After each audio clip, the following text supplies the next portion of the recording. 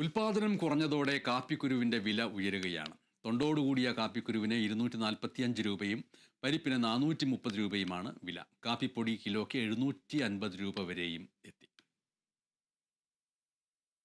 ഒരു കാലത്ത് ഹൈറേഞ്ചിലെ പ്രധാന കാർഷിക വിളകളിൽ ഒന്നാം സ്ഥാനത്തായിരുന്നു കാപ്പിക്കുരു. ചെറിയ പരിപാലനവും കൂടുതൽ വിളവും മെച്ചപ്പെട്ട വിലയും ലഭ്യമായതോടെ ഹൈറേഞ്ചിൽ കാപ്പി കൃഷി സജീവമായിരുന്നു. ഉപ്പുതറ, ഏലപ്പാറ, കോഴിമല, കാഞ്ചിയാർ, അയ്യപ്പൻകോവിൽ, പുല്ലുമേട്, പച്ചടി, മഞ്ഞപ്പെട്ടി തുടങ്ങിയ മേഖലകളിലാണ് കാപ്പി കൃഷി കൂടുതലായി കണ്ടുവരുന്നത്. ഇവയിൽ പല മേഖലകളിലും എസ്റ്റേറ്റ് അടക്കം പ്രവർത്തിച്ചു വരുന്നു. എങ്കിലും ചെറുകിട കർഷകരടക്കം മികച്ച വരുമാനമാണ് ഒരു കാലത്ത് കാപ്പി നൽകിയിരുന്നത്.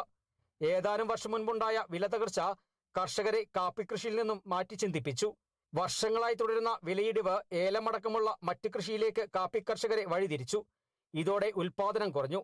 അതോടൊപ്പം കയറ്റുമതി വർദ്ധിച്ചതോടെ കാപ്പിക്ക് ഇപ്പോൾ മെച്ചമായ വില ലഭിച്ചു തുടങ്ങി. ഏതാനും മാസങ്ങളായി മെച്ചപ്പെട്ട വിലയിൽ തന്നെയാണ് കാപ്പിയുടെ വിപണനം നടക്കുന്നത്.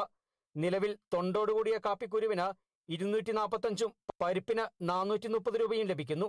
അതിനോടൊപ്പമാണ് കാപ്പിപ്പൊടിയുടെ വില 750 രൂപയിലെത്തി നിൽക്കുന്നത്. ഉൽപാദനം വളരെയില്ല. ഒന്നാമത് കാപ്പിച്ചെടികൾ ഏലത്തിന് വിലയുള്ളതുകൊണ്ട് കാപ്പിച്ചെടികൾ എല്ലാവരും നശിപ്പിച്ച് കളഞ്ഞിട്ട് ഏലം കൃഷിയിലോട്ട് മാറി. ഏലകൃഷി ആകുമ്പോൾ പെട്ടെന്ന് വിളവെടുക്കാം, പെട്ടെന്ന് അതിനൊരു റിസൾട്ട് ഉണ്ടാകുന്നുണ്ട്. അതേസമയം കാപ്പി ആകുമ്പോൾ 2-3 വർഷം നോക്കിയിരിക്കണം. അതിൻ്റെ ഉൽപാദന ചെലവുകൾ കൂടുതലാണ്.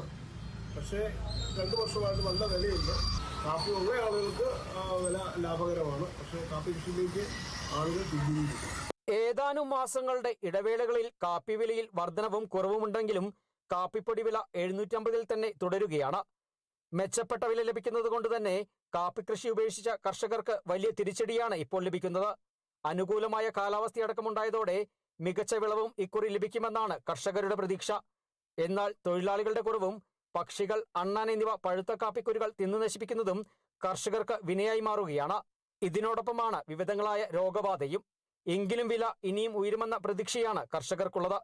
Kerala vision news, Idukki.